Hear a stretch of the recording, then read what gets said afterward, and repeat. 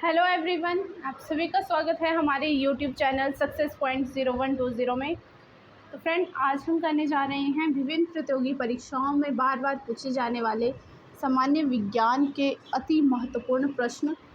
Friends, हमने general science के important repeated question की प्रैक्टिस सेट सीरीज स्टार्ट की है और यदि आप लोगों ने अभी तक वो वीडियोस नहीं देखी है तो उनका लिंक हमने डिस्क्रिप्शन बॉक्स में दिया है, तो एक बार डिस्क्रिप्शन बॉक्स में जाके उन वीडियो को ज़रूर देख लें।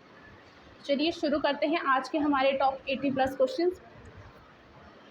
प्रश्न नंबर 1 है हमारे पास, रेटिना पर बनने वाला प्रतिबिंब होता है। हमने बताना है रेटिना पर किसी भी वस्तु का जो प्रतिबिंब है वो कैसा बनता है। तो उसका उत्तर होगा वास्तविक, उल्टा तथा वस्तु से छोटा। अगला प्रश्न, पोलियो का टीका सर्वप्रथम किसने तैयार किया था। तो इसका उत्तर होगा जॉन साल्क ने।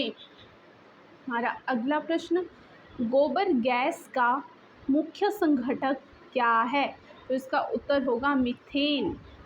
अगला प्रश्न, हरे पौधों में प्रकाश संश्लेषण की इकाई क्या कहलाती है। तो इसका उत्तर होगा क्वांटोसोम। अगला प्रश्न, न्यूटन पर किलोग्राम किस भौतिक राशि का मात्रक है। तो इसका उत्तर होगा त्वरण यानी एक्सेलरेशन का। न्यूटन पर किलोग्राम जो है एक्सेलरेशन का एसआई यूनिट है। अगला प्रश्न है हमारे पास, गाइटर नामक रोग शरीर में किसकी कमी के कारण होता है। तो इसका उत्तर होगा आयोडीन की कमी के कारण।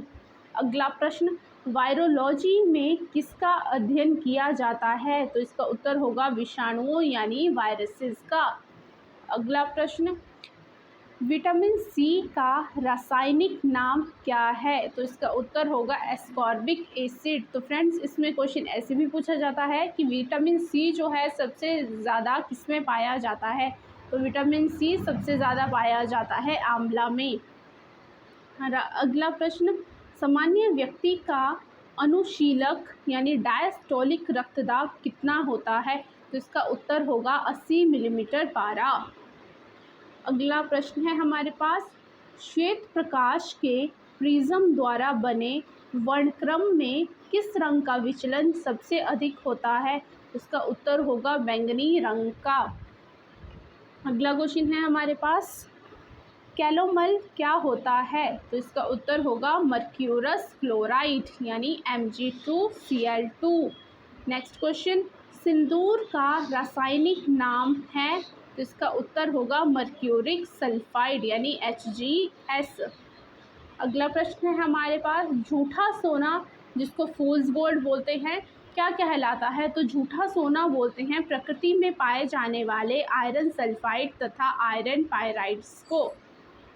अगला प्रश्न, पैनक्रियाटिक जूस में पाया जाने वाला एंजाइम है। तो इसका उत्तर होगा ट्रिप्सिन एंजाइम। पैनक्रियाटिक जूस में जो है ट्रिप्सिन एंजाइम पाया जाता है। अगला प्रश्न, आंतों में प्रोटीनों को अमीनो अम्ल में अपघटित करने में उत्प्रेरक होता है। तो इसका उत्तर होगा पेप्सिन एंजाइम। प्रश्न है हमारे पास कि आंतों में प्रोटीन्स को अमीनो अम्ल में अपघटित करने का काम कौन सा उत्प्रेरक करता है। तो उसको करता है पेप्सिन एंजाइम।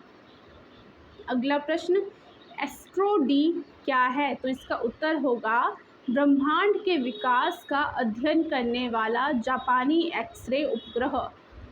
हमारा अगला प्रश्न, ध्रुव तारा आकाश में एक ही स्थान पर दिखाई देता है जबकि अन्य तारे नहीं, इसका कारण क्या है। तो इसका उत्तर होगा ध्रुव तारा पृथ्वी के घूर्णन अक्ष की दिशा में स्थित होता है। ध्रुव तारा जो है पृथ्वी के घूर्णन अक्ष की दिशा में स्थित होता है, इसलिए हमेशा वो हमें एक ही स्थान पर दिखाई देता है, जबकि जो अन्य तारे होंगे उनकी स्थान बदलती रहती है। अगला प्रश्न, मनुष्य हृदय में सामान्यतः प्रति मिनट कितनी बार स्पंदन करता है।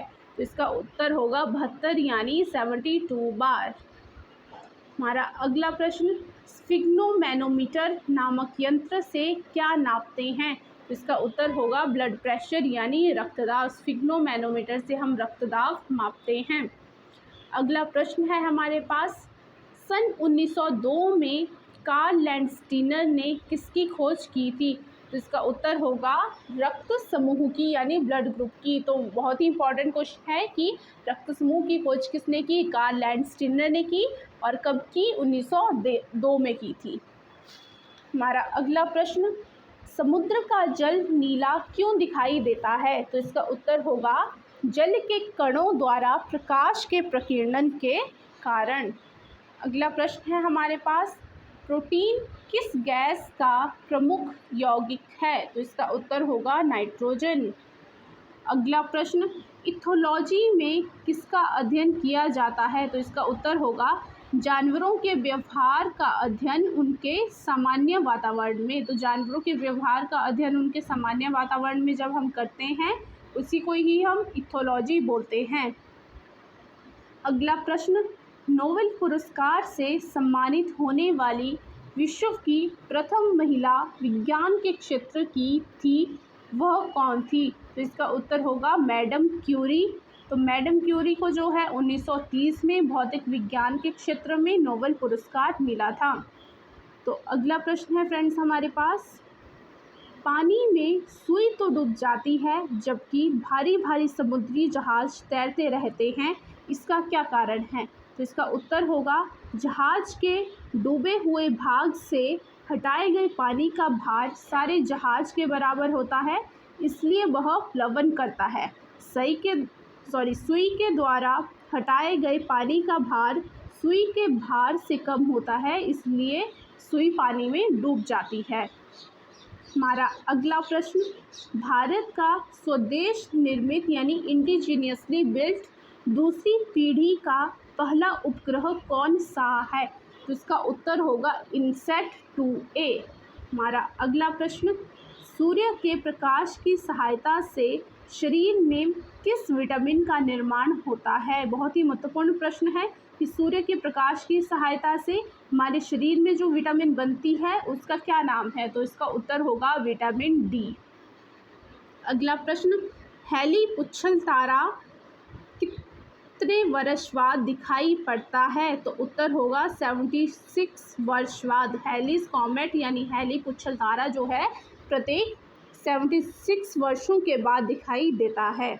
अगला प्रश्न हमारे पास, किन तरंगों की सहायता से चमगादड़ें यानी बैट्स रात में सुरक्षित उड़ती हैं? तो इसका उत्तर होगा परश्रव्य तरंगों की सहायता से यानी अल्ट्रासोनिक रेज।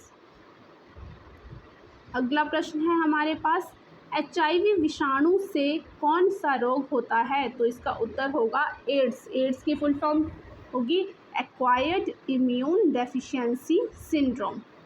अगला प्रश्न है हमारे पास, रक्त का थक्का जमाने में कौन सा विटामिन सहायक होता है? तो इसका उत्तर होगा विटामिन के। विटामिन के जो है रक्त का थक्का जमने में हेल्प करता है। अगला प्रश्न, एम्पियर सेकंड मात्रक है? तो ये आवेश की मात्रा का मात्रक है एम्पियर सेकंड। अगला प्रश्न है हमारे पास, लाफिंग गैस है? तो इसका उत्तर होगा नाइट्रस ऑक्साइड। नाइट्रस ऑक्साइड को हम लाफिंग गैस के नाम से जानते हैं। अगला प्रश्न, बाह्य चुंबकीय प्रभावों से वैज्ञानिक यंत्रों की रक्षा की जाती है? तो इसका उत्तर होगा लौह कवर में रखकर। अगला प्रश्न, परमाणु बिजली घरों में किस प्रकार की न्यूक्लियर अभिक्रिया होती है? तो इसका उत्तर होगा न्यूक्लियर संलयन यानी न्यूक्लियर फ्यूजन।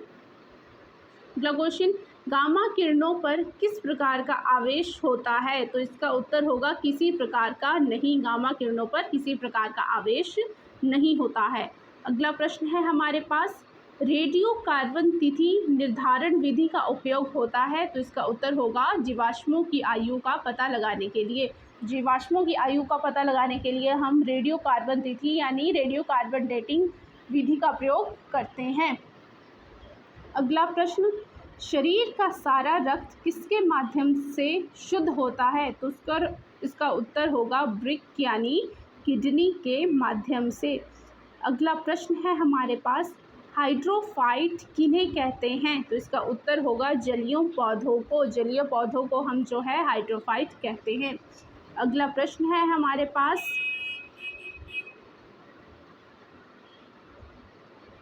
दो समानांतर दर्पणों के बीच रखी वस्तु के कितने प्रतिबिंब बनते हैं? तो इसका उत्तर होगा इन्फिनाइट यानी अनंत।